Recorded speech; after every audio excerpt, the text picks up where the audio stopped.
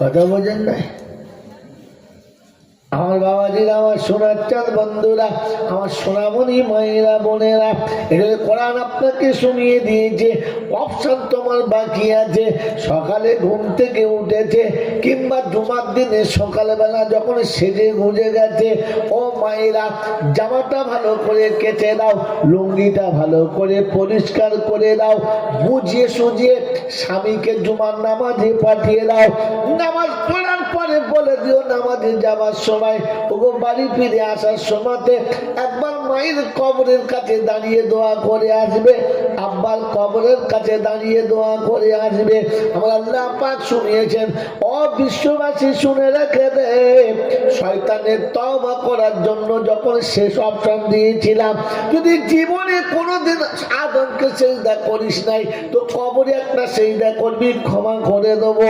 জীবনে মা বাপের সেবা করিস নাই, মরার পরে মা বাপের কবরের কাছে গিয়ে কাঁদিস, আমি ক্ষমা করব, রাজি আছি।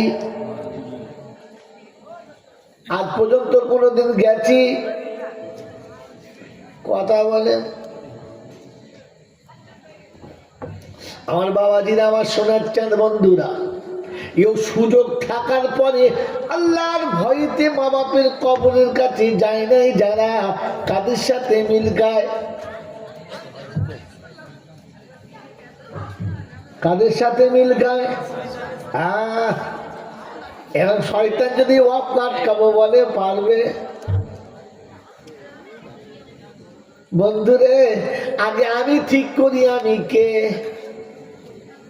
আগে আমি ঠিক করি আমি কে, পরে লড়বো কি হবে আর কোথায় যাবে। এই জন্য শুনিয়ে রেখে দিচ্ছি মাপজিরা, সোনারা, লালেরা, কোরআন আপনাকে শুনিয়েছিল আর বলে দিয়েছিল, ইয়া আইয়ুহাল্লাযীনা আমানুত্তাকুল্লাহ, ও ঈমানের দাবি করনেওয়ালারা, আল্লাহকে ভয় করো। যেদিন তুমি আল্লাহকে ভয় করবে, আমি আল্লাহ কথা দিচ্ছি, বিশ্ব তোমাকে দেখে ভয় করতে বাধ্য হবে। ওর ভয় করার ব্যবস্থাটা আমি করে দেব। তুমি হক মেরো না, তোমার হক কেউ মারবে না। তুমি অন্যের হক যদি মারো তো তোমার হকটা মরবে। কি বলেন? আমরা যারা বসে আছি মেদিনীপুরের লোকেরা, ও আল্লাহওয়ালারা, বুদ্ধিজীবীরা, বলেন আমরা হক মারবো? যদি বলে মারব না, আমাদের হক কেউ মারতে পারবে না। আর আমি যদি নিজের হক মারি, কেউ বাঁচাতে, জোরে বলেন, আরো জোরে বলেন, পারবে না। আমার বাবাজিরা, আমার সোনার চাঁদ বন্ধুরা, আমার বন্ধু সিদ্দিকুল্লাহ যা বলে গেছে সত্য কথা, কিন্তু সত্যটার নিচে একটা গর্ত আছে। ওই গর্ত যদি না পূরণ করো, ঢেইবাজিকে ওটাতেই পড়তে হবে।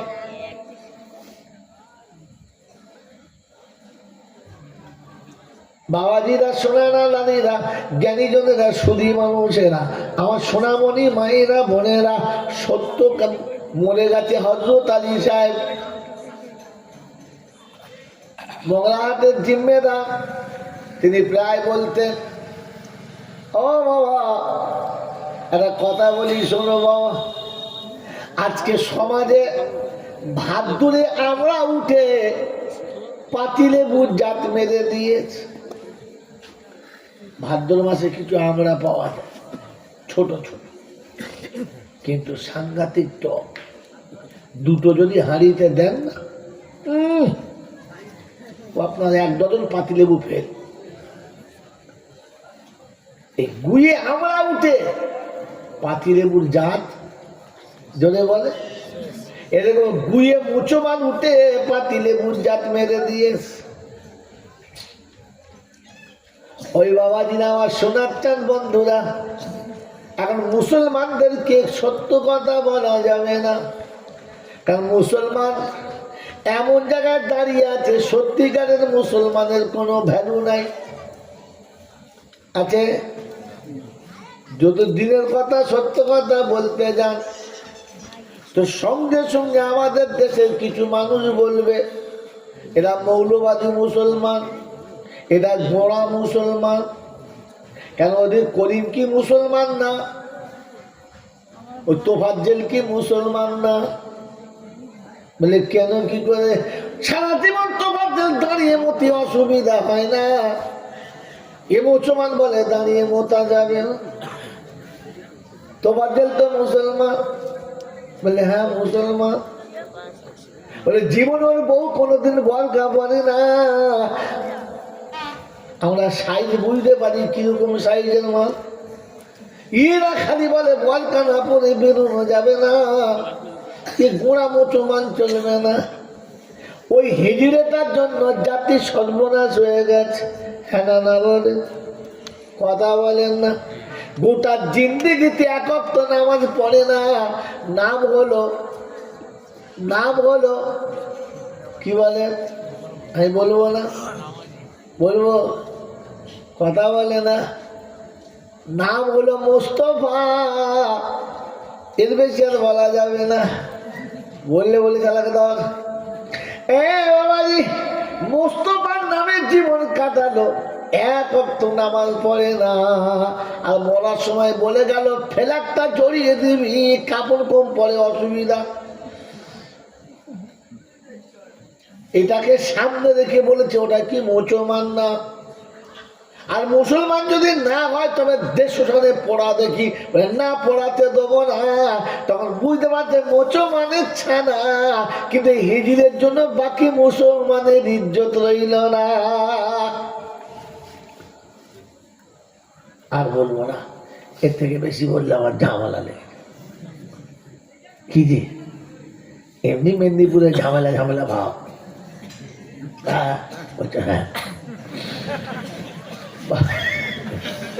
বাবাজিরা সোনার লালেরা জ্ঞানীজনেরা শুধু মানুষেরা। তবে একটা কথা না বলে আর পাচ্ছি না, কারণ টিকিট আমার প্রায় শেষ হয়ে এসেছে। কি বলেন জি? হ্যাঁ, গাড়ি একদম ওয়েটিংয়ে দাঁড়িয়ে আছে, শুধু কনফার্ম হলেই পালাবে। যতক্ষণ আছে ততক্ষণ বাজিয়ে নেন। আল্লাহ পাক রব্বুল আলামিন শোনাচ্ছেন, সত্যিকারের বেঈমান কোটাকে চিনে নাও। কি বলেন জি? বেঈমান, খাঁটি বেঈমান হতে হবে। কি হতে হবে জুড়ে বলেন? খাঁটি বেঈমান। আর একটা হচ্ছে খাঁটি ইমানদার। আর একদল হলো ভেজালে মালাকি, ওতে এতে তাতে পাই। কিছু লোক থাকে দেখবেন সলিড, কিছু থাকে কি ডুপ্লিকেট, আর কিছু থাকে সলিডে ডুপ্লিকেটে মাখামাখি। আচ্ছা আমরা কোন দলে বাবা? একটু দেখা যাক কি। কারণ আল্লাহ পাক যখন যা কিছু বলেছে ইমানদারদের ডেকে বলেছে, ও ইমানের দাবি কান্নেওয়ালারা তোমরা বলো, আমি তোমাদের জন্য বলছি। ইয়া আইয়ুহাল্লাযীনা আমানুত্তাকুল্লাহ, ও ইমানের দাবি কান্নেওয়ালারা তোমরা আল্লাহকে ভয় করো। যারা ইমানের দাবি করো তারা আল্লাহকে ভয় করো। কি আমরা ইমানের দাবি করি? আমরা ইমানদার বলে দাবি করি ইনশাআল্লাহ? জোরে বলে দাবি করি? আল্লাহকে ভয় করি? হ্যাঁ জোরে বলে। আল্লাহকে যদি ভয় করেছিল তবে সকালবেলা বন্ধনে লোক কোন হারামিরা আনতে গেল না? আপনাদের লয়, অন্য লোক। হ্যাঁ বলে আল্লাহর ভয় যদি দিলে ছিল তো ছেলের বিয়ের সময় 15 টাকা কোন কুত্তারা খেলো বলো? আপনারা নয়, ওটা আলাদা। বুকা কোথা যায়? কুত্তা আল্লাহর কাছে দোয়া করে, আল্লাহ আমি কুত্তা হতে পারি কিন্তু মানুষের থেকে ভালো। শুয়োর আল্লাহর কাছে দোয়া করে, আল্লাহ আমি শুয়োর হতে পারি, তোমার লজ্জা নেই, কিন্তু আমি মানুষের থেকে ভালো। বলে কেন? কেন? আল্লাহ আমি সারা জীবন শুয়োর লোকের পায়খানা খাই, এটা আমার খাবার, কিন্তু আমি নিজে পায়খানা করে কোনদিন নিজে খাই, আমার বাচ্চাকে খাওয়াই মানুষটা করে। আপনারা নয়, আপনার লোক করে না, আপনারা মানুষ নিজে পায়খানা করে, নিজেও খায়, ছেলে মেয়েকে খাওয়ায়। দেখেন নাই? চিন্তা করছে সে আবার কারা? এই দেশের লোকের আছে আছে। আমার আল্লাহওয়ালা ভাইরা বলেন আল্লাহ যা বলেছে ঠিক না ভুল? জোরে বলেন। রাসূল যা বলেছে ঠিক। তো আল্লাহ রাসূল বলেছেন, দুজনেই বলেছেন যে মালের যাকাত হলো মালের পায়খানা।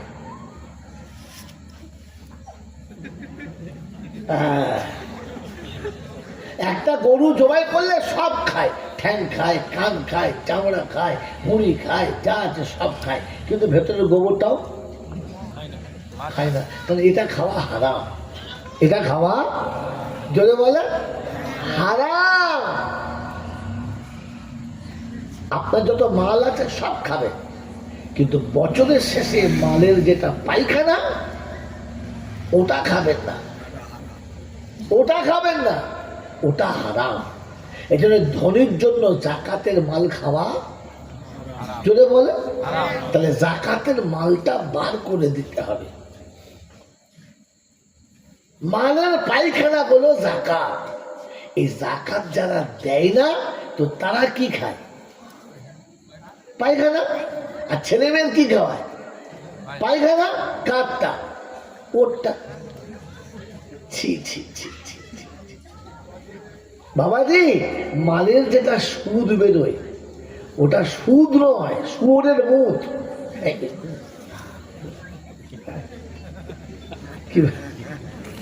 এখন এই মুখ নিজেও খায়, আমার ছেলেদের খাওয়ায়, আবার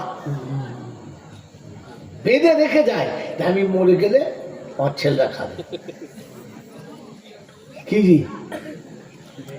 ও নিজে পেচ্ছাপ করে নিজে খেয়েছে, ছেলে মেয়েদের খাইয়েছে, আবার ঠিক করে গেছে আমি মরে গেলে কেমন, যখন খুব কাঁদবে পানি কোথায় পাবি, শরবত কোথায় পাবি, মুখ দিবি খেয়ে যাবে। ছি ছি ছি ছি ছি। আপনি ভাবেন, বসে বসে ভাবেন, সারা জীবন LIC করেছে, 40 বছরের LIC, 70 লাখ টাকা। আর কোম্পানি বলেছে প্রতি 5 বছর পরে পরে একটা বোনাস পাবে। বোনাস মানে মানে পেচ্ছাপের উপরে গ্যাজাটা উঠেছে, গ্যাজাটা কি কোনো পাত্রে জোরে পেচ্ছাপ করলে উপরে গ্যাজা হয় তো, এই 5 বছর বাদে পেচ্ছাপের গ্যাজাটা ওটাও খাইয়ে দিয়েছে, ফেলে দেয়। ছি ছি ছি ছি। যারা মদ তাড়ি খায় না তারা গেঁজাটা ফেলে দেয়, জানা কি বলো, এমাল ওটাও খাইয়ে দিয়েছে। প্রত্যেক 5 বছর পরে পরে একটা করে বোনাস দিয়েছে, আর বলে গেছে বুড়ো মরলি তোরা পাবি। ছি ছি ছি ছি। ওই মুসলমানের ছেলে এইরকম নাপাক আর এইরকম হারাম খেয়ে খেয়ে পেট মোটা হয়ে আছে, এখন 40 বছর বাদে হজ করে এসে মেম্বরের পাশে বসে তসবি হাতে করে এত সুন্দর তসবি করছে, নূতন ইমাম এসে চিন্তা করছে বড় পীর সাহেব মনে হচ্ছে সর্বনাশ, মসজিদ ছেড়ে ফাঁকে বেরোয় না, আর খালি সুবহানাল্লাহ যা পড়ছে, মসজিদে ঈদ শুধু টটক লড়ছে, চিন্তা করছে পড়ে যাওয়া মাথা। আপনি ভাবেন এই হারাম খোরটার জন্য জাতির সমস্ত মুসলমানরাই লজ্জিত হয়ে গেল। কথা বুঝে আসছে বাবাজি? এবার শুনে না, আল্লাহ পাক শোনাচ্ছে ঈমান খাঁটি হতে হবে, ঈমান খাঁটি হতে হবে, আর তাহলে বেঈমান খাঁটি হতে হবে। দুটোর জন্য ক্লিয়ার, হিসাব হবে না। আমি দুজনের হিসাব নেবো না, পাক্কা ঈমানদারের হিসাব নেবো না, পাক্কা বেঈমানের হিসাব যদি বলে তুলবো, ছেড়ে দেবো, যাও যাও যাও যাও, বাকি তোমরা দাঁড়াও, তোমাদের পরে হবে। কথা বলছেন নাই? আল্লাহ পাক রব্বুল আলামিন তুলে ছেড়ে দেবে, একটা তুলবে আর ছাড়বে। কাদের? আল্লাহ পাক শুনিয়ে দিয়েছেন ওয়াল্লাযীনা আমানু, ও ঈমানের দাবি করনে ওয়ালারা, আমি দলিল দিচ্ছি ঈমানদার ওয়ালা, ওয়াল্লাযীনা আমানু وهاجروا وجاهدوا في سبيل الله والذين آووا ونصروا أولئك هم المؤمنون حقا।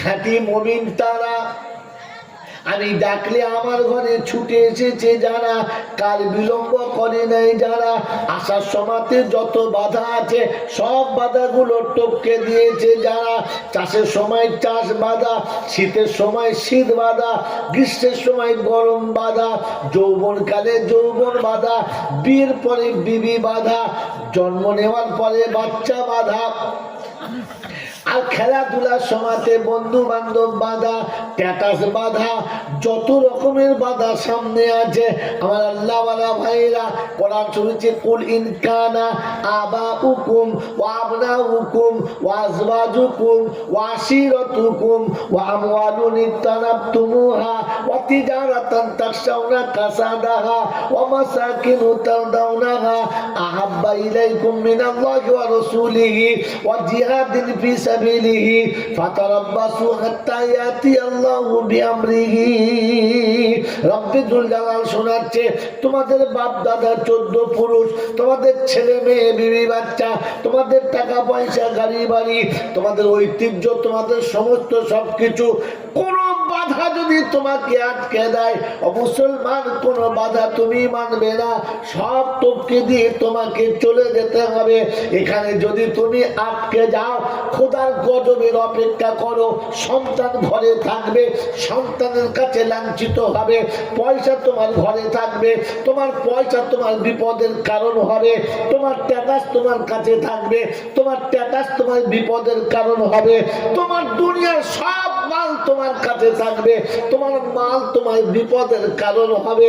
ফাতারাব্বাসু হাত্তা ইয়াতি আল্লাহু বিআমরিহি, অপেক্ষা করো শুধু খোদার গজবটা নামাতে। জানে খতম বিসমিল্লাহ। কথা বুঝে এসেছে বাবাজি? আমি আপনার ভেবে দেখি, আর ছেলে বিপদের কারণ, সন্তান বিপদের কারণ, সম্পদ বিপদের কারণ, শিক্ষা বিপদের কারণ, ঐতিহ্য বিপদের কারণ। কোরআন শুনিয়ে দিয়েছে এই বাধাগুলো যখন তোমাকে আমার কাছে আসতে দেবে না, তুমি যখন বাধাতে আটকে যাবে, ওই বাধাই তোমার বিপদের কারণ হবে। তুমি সেদিন কাঁদবে আমি শুনবো না, তুমি চাইবে আমি দেবো না, তুমি বলবে কিন্তু আমার কাছ পর্যন্ত আসবে না। ও বিশ্ববাসী খবরটা শুনে রাখো, আমি আল্লাহ পাক শুনিয়ে দিয়েছি হাত্তা ইয়াতি আল্লাহু বিআমরিহি, আল্লাহর গজবের অপেক্ষা করো। যে কোনো সময় বিপদ আর মুসিবত নামবে, এমন রোগ নামবে ডাক্তার ঔষধ খুঁজে পাবে না, এমন বিপদ নামবে যে বিপদ থেকে বাঁচানোর কাউকে পাবে না, এমন মুসিবতের সম্মুখীন হবে যে মুসিবত থেকে নিরাপত্তা পাওয়া যাবে না। কি বাবা এরকম বিপদ হচ্ছে না? হচ্ছে না? এমন সময় এমন অসুবিধা এসে যাচ্ছে, এমন বিপদ আর এমন রোগ হচ্ছে যে ডাক্তাররা মাথায় হাত দিয়ে চুলকে চামড়া ছেড়ে ফেলছে। হলো কি করে? এবার এরও করছে কি? ওষুধ কি খুঁজে পায়? মেরে মোহতরম দোস্তর বুজুর্গ আল্লাহওয়ালা ভাইয়েরা, তার কারণ একটাই, যেখান থেকে ওষুধ আসবে সেই ওষুধের দরজাটাই তালা মেরে দিয়ে। কথা মনে থাকবে ইনশাআল্লাহ? হ্যাঁ, কোরআন শুনিয়ে দিয়েছে আল্লাহ পাক রব্বুল আলামিন ওয়াল্লাযীনা আমানু ওয়া হাজারু ওয়া জাহাদু ফি সাবিলিল্লাহ ওয়াল্লাযীনা আওয়াউ ওয়া নাসারু উলাইকা হুমুল মুমিনুনা হাক্কা। এতিম মিসকিন গরীব অসহায় তোমার নিচের নিম্ন শ্রেণীর মানুষ যারা যখন বিপদে মুসিবতে দুঃখে কিংবা কষ্টে এসে তোমার কাছে হাত বাড়াবে, ক্ষমতা মোতাবিক তার হাতে সাড়া দিও, তাকে নৈরাশ করে ফিরিয়ে দিও না। তুমি যখন কাউকে নৈরাশ করে ফিরাবে না, রব তোমাকে নৈরাশ করবে না। তুমি যখন তাকে ফিরিয়ে দেবে, আল্লাহ পাক বলে তোর থেকে ওকে উঁচু করে ওকে তোর কাছে পাঠিয়েছিলাম, ও তোর দিকে মুখটা তুলেছে।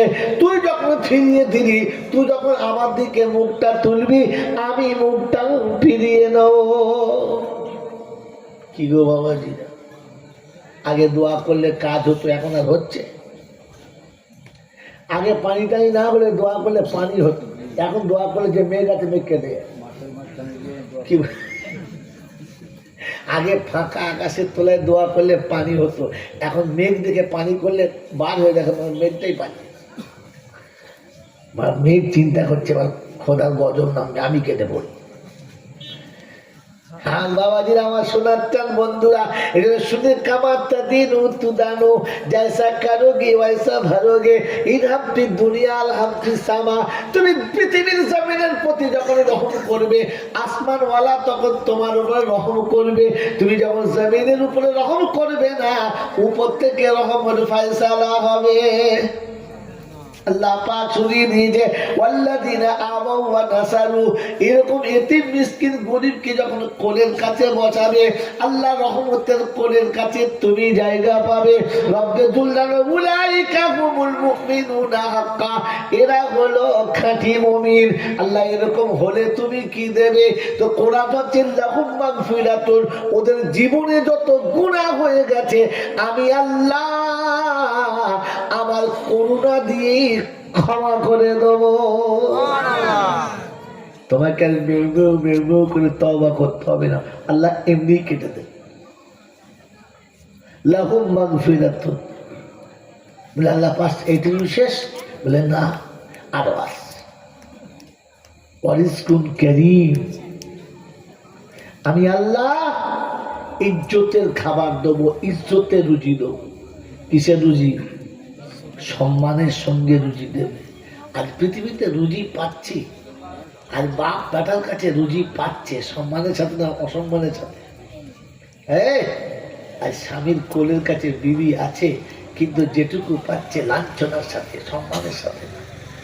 আর শাশুড়ি ভাত পাচ্ছে বউ মায়ের কাছে, কিন্তু বলেন সম্মানের সঙ্গে না ঘৃণার সাথে। দিতে হয় দিচ্ছি, খাবি খা, না খাবি পালা। কি জি আমার বন্ধুরা, আমার আল্লাহওয়ালা ভাইরা, তুমি ইজ্জতের খাবার পাওয়ার যোগ্য না, এই জন্য ইজ্জতের খাবার আসছে না।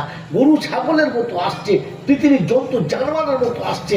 আল্লাহ পাক আরো যেমন করে সাপ ব্যাংকে খাওয়াচ্ছে, ওইরকম খাওয়াচ্ছে, মোড়াতে পচাতে কাঁচাতে সিদ্ধতে আসিদ্ধতে, যাকে যেমন পাচ্ছে তাকে তেমন খাওয়াচ্ছে। আল্লাহ পাক বলে সম্মানের রুজি খাওয়ার মতো যোগ্যতার কাছে নেই, খাওয়াকা দিয়ে কি হবে? আমার বাবাজিরা, আমার সোনার চান বন্ধুরা, আমার সোনামণি মায়েরা বলে না, এগুলো আল্লাহ পাক আপনাকে আমাকে বড় সুন্দর শুনিয়েছে। সোজা করে বুঝেলে আর সোজা চলে যাও। এ তো গেল খাঁটি ইমানদারের ঘটনা। কটা কাজ করতে হবে? তিনটে। কটা কাজ বললাম? যদি বলে তিনটে। এক নম্বর কাজ হলো সে ডাকলে সাড়া দিতে হবে। দু নম্বর কাজ হলো সাড়া দিতে যাওয়ার সময় রাস্তা যত বাধা পড়বে, বাধা কোটা ফেলে চলে যেতে হবে। আর তিন নম্বর, রাস্তায় যত রকমের এতিম মিসকিন গরিব অসহায় পড়বে, আমার ক্ষমতা মোতাবেক আমাকে হাত বাড়াতে হবে। আল্লাহ আমাদের বাড়াবার তৌফিক দান করুন, বলুন আমিন। আল্লাহ পাক আপনাকে আমাকে এই কাজের জন্য কবুল করুন, বলুন আমিন। মেরে মোহতরম দোস্ত বুজুর্গ, আল্লাহওয়ালা ভাইরা, জ্ঞানী জনতা সুধী মানুষেরা, আল্লাহ পাক শোনাচ্ছেন যে আমি ডাকবো ছুটে আস। রাস্তা যত বাধা, বাধার টপকাবে, বাধা টপকাবে। কোনো বাধাতে তাকে বাধা দেওয়া যাবে না, আর কোনো বাধার কারণে সে আটকাবেও না, তাকে আটকানো যাবে। আল্লাহু আকবার। এ তো খাঁটি ইমানদারের বাহানা, খাঁটি ইমানদারের ঘটনা। আর খাঁটি বেঈমানের ঘটনা, খাঁটি বেঈমানের ঘটনা তো কোরআন শুনিয়ে দিচ্ছে, ইন্নাল্লাযীনা ইয়াকফুরুনা বিল্লাহি ওয়া রুসুলিহি ওয়া ইউরিদুনা আন ইউফাররিকু বাইনাল্লাহি ওয়া রুসুলিহি ওয়া ইয়াকুলুনা নু'মিনু বিবাযিন ওয়া নাকফুরু বিবায ويريدون أن يتخذوا بين ذلك سبيلا أولئك هم الكافرون حقا واعتدنا لهم عذابا مهينا। আল্লাহ পাক শুনিয়েছেন ওই সমস্ত মানুষ যারা কিছুটা বিশ্বাস করে আর কিছুটা বিশ্বাস করে না, তাদের মনে মনে ধারণা মাঝামাঝি একটা রাস্তা নিতে হবে, সবটা নেওয়া যাবে না।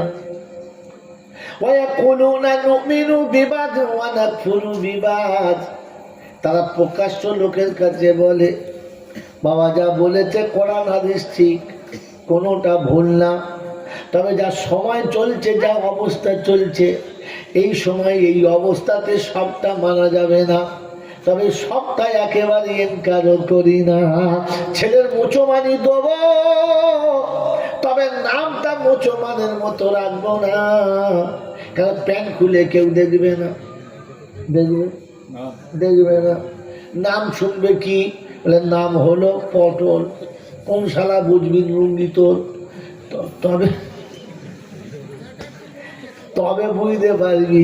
বলি হুজুর আধার কার্ড, আধার কার্ডে নাম ছিল, আধার কার্ডে নাম ছিল গোপাল। এখন আধার কার্ড তুলে দেখে লেখা আছে ফাটা কপাল। আমি খারাপ কথা বললাম না। ওই বাবাজি আমার আল্লাহওয়ালা ভাইরা, আধার কার্ডের নিজের নাম ছিল কি? যদি বলে নিজের নামটা ছিল কি? নামটা ছিল রহমান। আধার কার্ড তুলে দেখে লেখা আছে কুকুরের কান। মাল বোঝাও কোনো বলবো। এখন আধার কার্ডে মাদার কার্ড হয়ে গেছে বাবাজি। ওই মুসলমানের ছেলে মোচমানি দেবে, কিন্তু নাম রাখার সময় এমন রাখবে বুঝতে পারা যাবে না। হ্যাঁ না বলেন? বুলু। কি বুঝবেন বলেন? কোন বুলু? হ্যাঁ, ছেলের নাম বুলু। চিন্তা করছি খোদা কাপড়ে দেওয়া বুলু না উলু বুলু। বুঝতে পারছি? বাবাজি কি কঠিন বুলু রে। বাবাজি ভাবেন বসে বসে আল্লাহ পাক রব্বুল আলামিন শুনিয়ে দিয়েছেন। ওরে খাঁটি বেঈমানের নমুনা।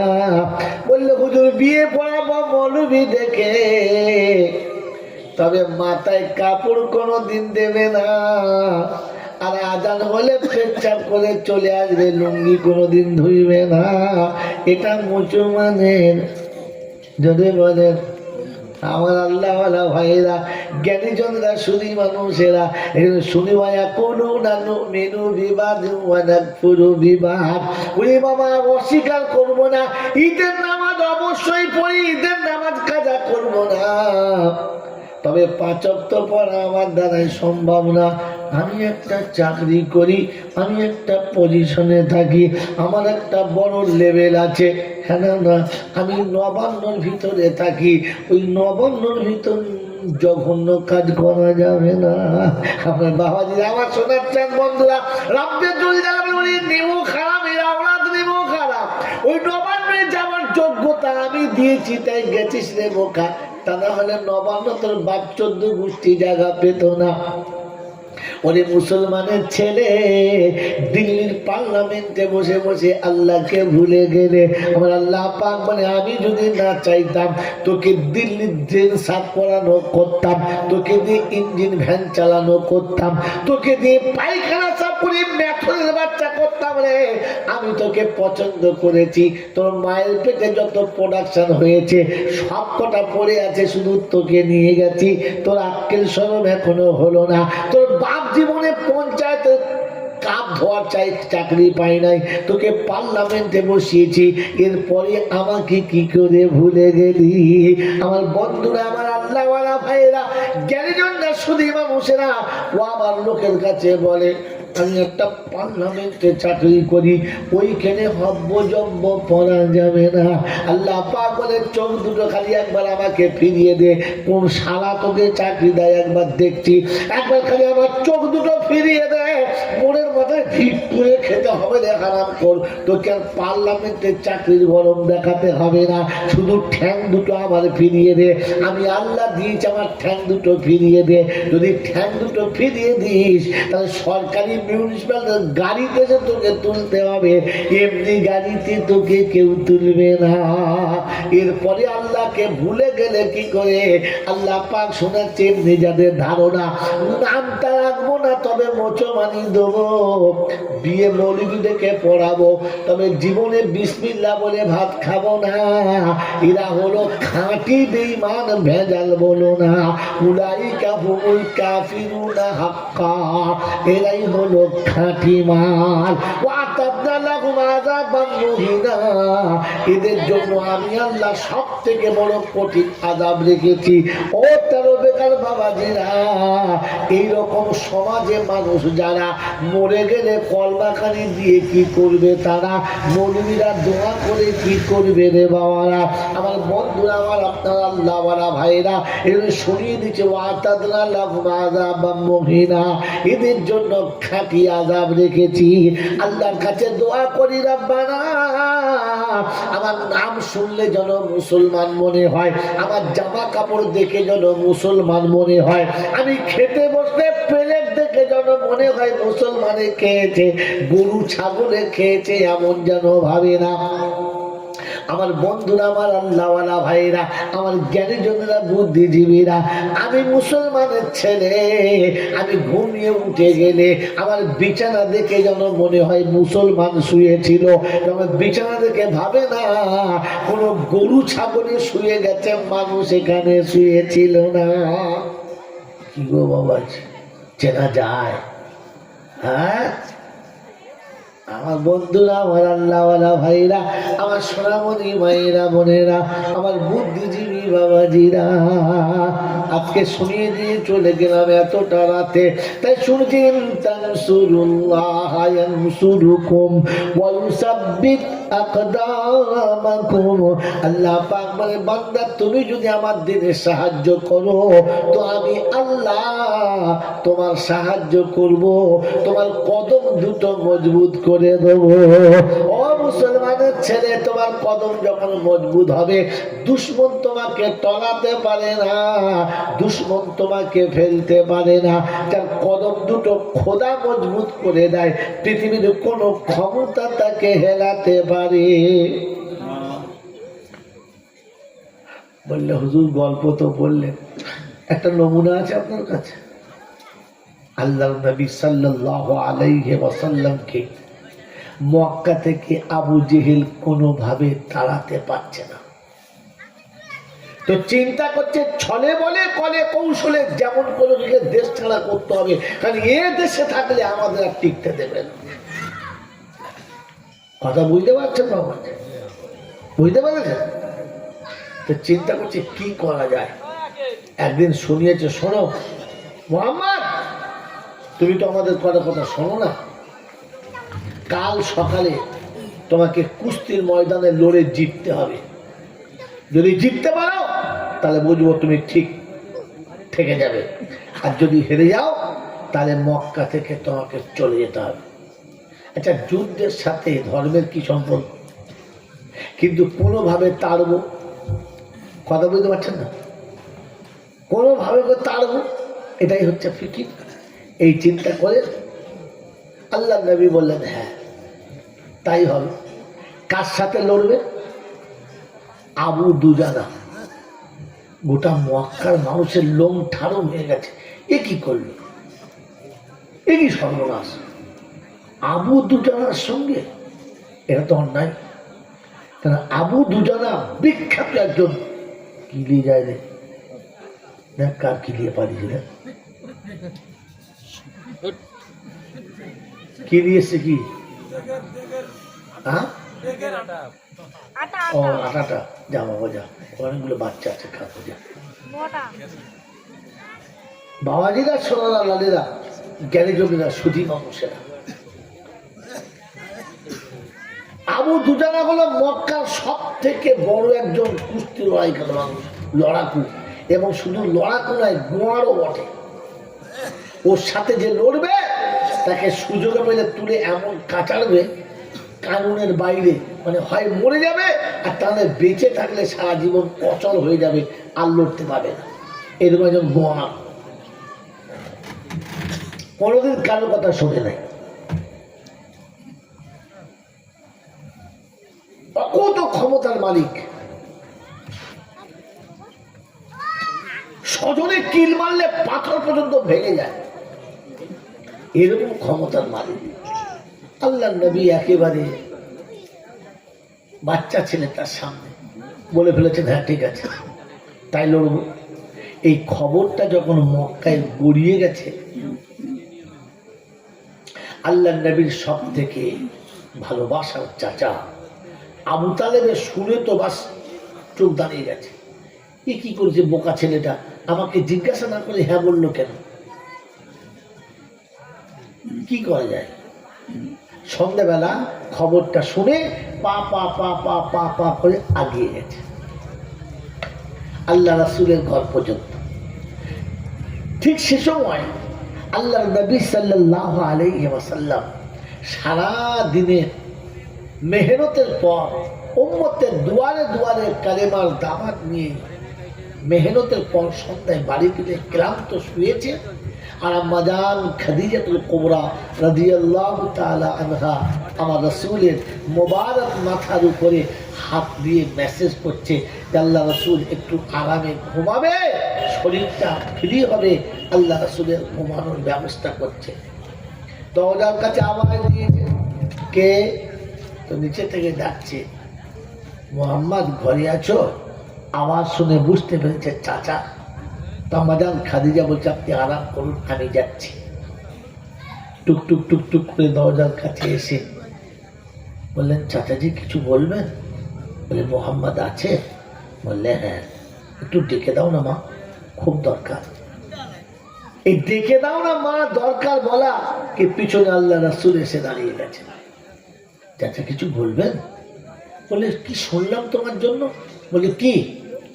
বলে, শুনলাম তুমি কুস্তি লড়ার জন্য প্রতিযোগিতায় হ্যাঁ বলেছ। বললে, হ্যাঁ। বললে, বোকা ছেলে, আমাকে একবার জিজ্ঞাসা করতে হতো, আমাকে একবার জিজ্ঞাসা করতে হতো তুমি আবু দুজানাকে চেনো? বললেন, না। কোনোদিন দেখেছো? বললেন, না। তাহলে তুমি হ্যাঁ বললে কেন? ও এত কুমার আর এত বেয়াদব, কারো কথা শোনে না। তুমি বাচ্চা ছেলে, কখনো কুস্তিতে আসো নাই, একেবারে লড়লে তো লড়লে আবু দুজানার সঙ্গে পারবে? তুমি জিততে পারবে? তুমি আবু দুজানাকে দেখো নাই, তুমি জানো না? আল্লাহ পিয়ারা নবী সাল্লাল্লাহু আলাইহি ওয়াসাল্লাম বলেন, চাচা আমি আবু দুজানা দেখি নাই, আবু দুজানা চিনি না। আপনি আব্দুল্লাহর বেটা মুহাম্মদকে দেখেছেন, মুহাম্মদ রাসূলুল্লাহকে আপনি দেখেন নাই, চেনেন না। বলুন সুবহানাল্লাহ। আপনি যান, কাল সকালে দেখবেন, যান।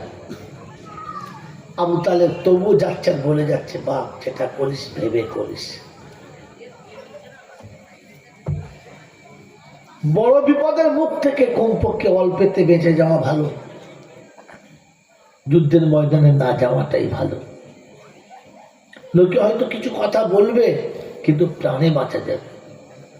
আল্লাহ নবী বললেন, চাচা আপনি যান, কাল সকালের কথা কাল সকালে হবে, চলে যান। প্যারা নবী সাল্লাল্লাহু তাআলা আলাইহি ওয়াসাল্লাম এসে বিছানায় শুয়ে গেছেন।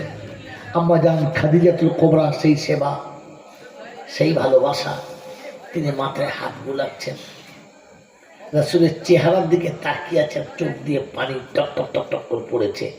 আল্লাহ রাসূলের চোখটা লেগেছিল, চেহারা যেমনি গরম পানির ফোঁটা পড়েছে। তাকিয়ে দেখে আম্মা জান খাদিজা সেবা চলছে, কিন্তু চোখ দিয়ে পানি পড়ছে। উঠে বসলেন, টেনে কোলে নিলেন আর বললেন, খাদিজা কিসের জন্য কাঁদছ? কষ্ট হচ্ছে? বললেন, না। কেউ কিছু খারাপ কথা বলেছে? বললেন, না। কোনো দুঃখ মনে পড়েছে? বললেন, না। তবে কাঁদছ কেন বলো?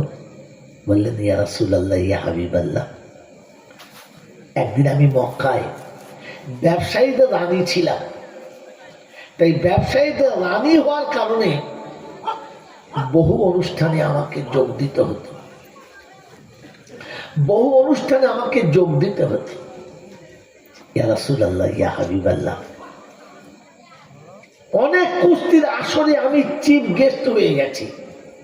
তাতে আবু দুজানাকে খুব কাছ থেকে দেখেছি। লোকটা এত গোয়ার আর এত বদমেজাজ, আজ পর্যন্ত এরকম মানুষ আমার নজরে পড়ে নাই। আপনি কেন বলতে গেলেন হ্যাঁ কুস্তি লড়বো? আপনি চেনেন না, জানেন না, এই অজানা মানুষের সঙ্গে আপনি লড়তে শুরু হয়ে গেলেন। আমার বাবাজিরা, আমার সোনার চাঁদ বন্ধুরা, আল্লাহ নবী সাল্লাল্লাহু আলাইহি ওয়াসাল্লাম সেদিন খাদিজাকে কোলের কাছে টেনে নিয়ে বলেছে, এই জন্য কাঁদছো? বললে হ্যাঁ। বললে শোনো খাদিজা, তুমি তোমার স্বামী আব্দুল্লাহর বেটা মুহাম্মদকে দেখেছ, এখনো মুহাম্মদুর রাসূলুল্লাহকে দেখো নাই। ওটা কালকে দেখবে, ওটা কালকে দেখবে। রাত কেটে গেছে, খাদিজার বিছানায় রাত কেটে গেছে, কিন্তু চোখের ঘুম এসে আটকায় নাই। ফজরের নামাজের সময় নামাজ পড়ে আল্লাহর নবী সাল্লাল্লাহু তাআলা আলাইহি ওয়াসাল্লাম আল্লাহর কাছে দুটো হাত তুলেছে, পরওয়ারদিগারে আলম, মাবুদ, তো দিনের কাজ করার জন্য আমি গুনাহগার তৈরি, কিন্তু দেশের মানুষ, তোর বান্দারা আমাকে সে রাস্তায় যেতে দেবে না, বাধা হয়ে গেছে। আজ এক বিপদের সম্মুখীন দাঁড়িয়ে গেছে তোর উম্মত, তোর বান্দা দাঁড়িয়েছে, আর আমাকে সেই মুখে ফেলেছে। এ রাব্বুল আলামিন আল্লাহ, ইজ্জতের মালিক তো তুমি, বেইজ্জতের মালিক তো তুমি, সবকিছু তুমি কান্নাওয়ালা। তাই তোমার উপরে ভরসা রেখে আমি কথা দিয়েছি, আমি কথা দিয়েছি। বিশ্বনবী জনাবে মুহাম্মদ রাসূলুল্লাহ সাল্লাল্লাহু তাআলা আলাইহি ওয়াসাল্লাম ঠিক টাইমের সময়, ঠিক টাইমে নাস্তা পানি করে ঘর থেকে বার হচ্ছে।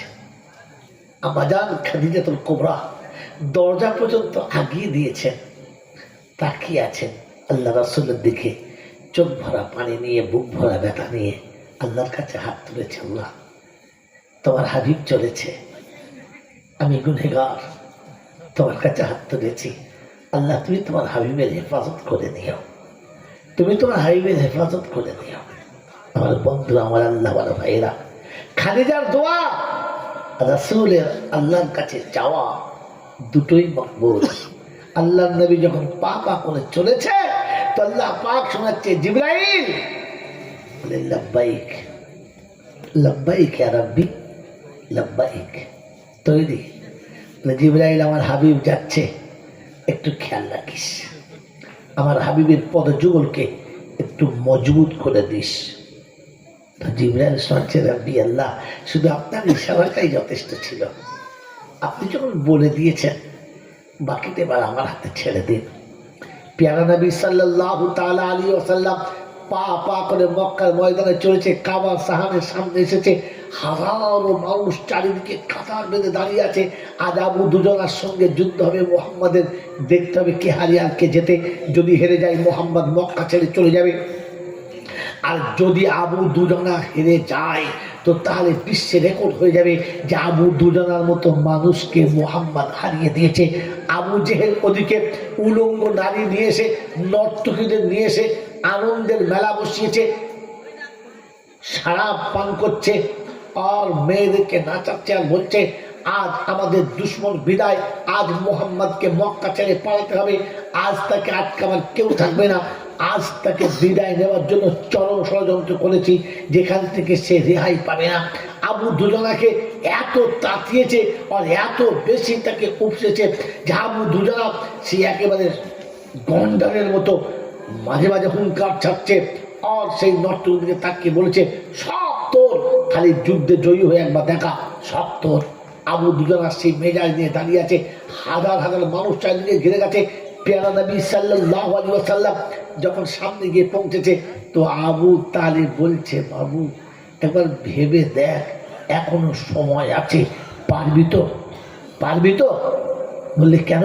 বলে আবু জেহেল ওদিকে দেখ কেমন করে এলান করছে, কিরকম জোর আওয়াজে ঘোষণা করছে, আজ মুহাম্মদকে মক্কা থেকে বিদায় করে দেবো, হারলেই তাকে মক্কা ছেড়ে চলে যেতে হবে, আর তাকে কেউ আটকাতে পারবে না। আল্লাহ নবী সাল্লাল্লাহু আলাইহি ওয়াসাল্লাম বলেন, চাচা আপনি আস্তে আস্তে যান, গিয়ে বলেন কানের কাছে, ওই আবু জেহেল, মুহাম্মদ হারলে মক্কা ছেড়ে চলে যাবে, কিন্তু তোর আবু দুজনা হারলে তুই কোথায় যাবি? যা জিজ্ঞাসা করিস। বলে যাবো যাবো বলছিস তো? বলছে চাচা বললাম তো যাও না। আবু তালেব গিয়ে আবু জেহেলকে বলেছে, আরে মুহাম্মদ তো হেরে গেলে মক্কা ছেড়ে যাবি যাবে, কিন্তু তোর আবু দুজন হেরে গেলে তুই কোথায় যাবি? যেমনি বলেছে সেই কাটা ঘায়ে নুনের ছিটের মতো লাফিয়ে উঠে বলেছে, চুপ করো, ওই আশা করি বসে থাকো আবু দুজনাকে হারাবে, ওই স্বপ্ন দেখো না, যাও। ভাইপোর সঙ্গে তুমি কোথায় পালাবে রাস্তা দেখো, তোমার একটা ঠিকানা দেখে নাও, তোমারও হবে। আবু তালেব এসে বলছে, ভাইপো এরকম এরকম কথাবার্তা। বলছে ঠিক আছে, ব্যবস্থা হচ্ছে। আল্লাহ নবী সাল্লাল্লাহু আলাইহি ওয়াসাল্লাম বললেন, টাইম হয়ে গেছে, চলুন আপনার দুজনাকে নামান। যেমনি আবু দুজনাকে নামতে বলেছে, ও একেবারে যুদ্ধের সাজে, কুস্তির সাজে সজ্জিত হয়ে সেই রকম নিজের কুস্তির পোশাক পরে চাপ দিয়ে জমিনে পড়েছে। মনে যেন জমিনের মাটি পাথরের উপর লাফিয়ে পড়েছে, মনে হচ্ছে পাথর যেন গর্ত হয়ে যাবে, মাটি ফাঁক হয়ে যাবে, মাটির যেন ভূমিকম্পের মতো আওয়াজ। আবু দুজনা নেমে সিংহের মতো আওয়াজ দিয়ে শোনাচ্ছে, আয় আজ আমার সঙ্গে লড়বে, দেখি মক্কা কার সন্তান এমন, কে তার মায়ের এতটা দুধ খেয়েছে যে আজ আমাকে হারাবে। আবু দুজনা নেমে কুস্তির ভাজে গোটা শরীর যখন ভেঙে নিয়েছে, বিশ্বনবী জনাবে মুহাম্মদ রাসূলুল্লাহ সাল্লাল্লাহু তাআলা আলাইহি ওয়াসাল্লাম হালকা মুচকি মুচকি হাসতে হাসতে বিসমিল্লাহ আল্লাহু আকবার বলে যেমনি মাটিতে পা দিয়েছে, কুস্তির ময়দানে পাটা রেখেছে, আল্লাহর নবীর পা রাখা ছিল কি জিবরাইল গোটা বডিটাকে কভার করে দিয়েছে, আর সামনে জিবরাইলের সুরাত দাঁড় করে দিয়েছে। আল্লাহ নবী সাল্লাল্লাহু আলাইহি ওয়াসাল্লামকে আল্লাহ পাক বলেন, সুম্মা দানা ফাতাদাল্লাহ ফাকানা কাবা কাউসানি আও আদনা। আমি রাসূল বলছি, যেদিন গায়ে হেরার সামনে দাঁড়িয়েছে জিবরাইল এসে আসমানে মনে হচ্ছে মাথা লেগে আছে, পদযুগল পৃথিবীর দুই প্রান্তে আর দুটো ডানাতে গোটা পৃথিবী ছেয়ে আছে, ওই রকম জিবরাইলের চেহারাটা আল্লাহ নবীর সামনে যখন ধরেছে, আর আল্লাহ নবী যখন তার পিছনে গা ধুয়ে আছে, চেহারা আল্লাহ নবীর, আওয়াজ আল্লাহ নবীর, কিন্তু বডিটা গোটা জিবরাইলে যখন আটকে দিয়েছে, আবু দুজনা প্রথম দেখেই চুপ করে গেছে, আওয়াজ প্রথমে বন্ধ। যুদ্ধের ময়দানে যখন দুশ্মনের আওয়াজ বন্ধ হবে, তখন জেনে রাখবে অর্ধেক পরাজয় তাকে ধরে নিয়েছে, আর তাকে আগাবার শাস্ত্র নেই। যেমনি বলেছেন আল্লাহ নবী সাল্লাল্লাহু আলাইহি ওয়াসাল্লাম বলেন, ধরো আমাকে। আল্লাহ নবী বলেন, তুমি আমাকে প্রথম ধরো, যদি ধরে রাখতে পারো তাহলে বুঝবো তোমার ক্ষমতার জোর আছে। যেমনি হাতটা বাড়িয়েছে ধরবো বলে আল্লাহ নবীকে, আল্লাহ নবী সাল্লাল্লাহু আলাইহি ওয়াসাল্লাম তলা দিয়ে হাতটা পেতে দিয়েছে, জিবরাইল দুটো হাতে তুলে নিয়ে গোটা ময়দানে ঘুরে যেমনি কাঁচারে দিয়েছে, এক কাঁচার খেয়ে জমিন ভূমিকম্পের মতো কেঁপে গেছে। আবু জেহেল মনে মনে করছে দুজনা জিতে গেছে, জোরে ঢোল বাজিয়ে দিয়ে মেয়েদের নাচাচ্ছে। লোক ছুটে গিয়ে বলছে, বেঈমান বন্ধ কর, তোর দুজনা হেরে গেছে, মুহাম্মদ হারে নাই। মুহাম্মদ দুজনাকে তুলে কাঁচারা দিয়েছে, ছোট ছেলের মতো, মুরগির বাচ্চার মতো থর থর করে কাঁপছে। আবু জেহেল ছুটে গিয়ে বলছে, কি হলো? বলছে হয়ে গেছে, যা আবার হয়ে গেছে, চ পালিয়ে চ। বলছে না হয় নাই, আরেকবার হবে, ওটা ভুল করে হয়ে গেছে। আবু তালেব ছুটে গিয়ে বলছে, পালাবার রাস্তা দেখ, তোর দুজনা কিন্তু হেরে গেছে, চল পালা, পালাবার রাস্তা দেখ। দেখ বোকার কথা, ভুল হতেই পারে, ও একবার ভুলে হয়ে গেছে, আরেকবার হবে। আল্লাহ নবী সাল্লাল্লাহু আলাইহি ওয়াসাল্লাম বলছেন, না আরেকবার নয়, হেরে গেছে তো হেরে গেছে। আল্লাহ রাসূল বলছে, চাচা আরেকবার আরেকবার আরেকবার আরেকবার নামতে পারো, আরেকবার নামতে পারো। যখন ঘোষণা হয়ে গেছে আরেকবার নামবে, তখন আবু জেহেল বলছে, আবু দুজনাকে ধর ধর। তো বলছে আবু জেহেল, আমি পিছনে আছি, তুই আগে ধর। বলছে কেন? বলছে আমি যা দেখতে পাচ্ছি তুই সেটা দেখতে পাচ্ছিস না, কারণ আমার চোখে যেটা পড়ছে সেটা তোর চোখে পড়ে নাই। তুই যাকে ধরতে পারছিস আমার আন্দাজে কুলাচ্ছে, ধরবো কি করে? আমার গোটা বাহুতে তার একটা জ্যাং ধরতে পারা যাবে না।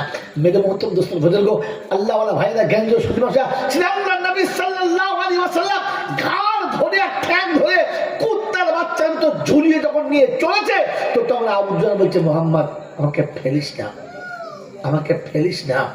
আমি হেরে গেছি, স্বীকার করে নিচ্ছি, তুই আমাকে জমিনে ফেলিস না। এমনিতে একবার পরে আমার যা হওয়ার হয়ে গেছে, এর পরে ফেলে দিলে আমি মরে যাব, তুই যেন আমাকে কোনদিন ফেলিস না। আল্লাহ নবী বলেন, সারা জীবনে মানুষকে কাছে রেখেছো, সারা জীবন এমনি করে কাঁচার মেরে মানুষকে শেষ করেছো, আর একবার কাঁচার খেয়ে দেখো এই জমিনের উপরে কাঁচার খেলে কতটা লাগে।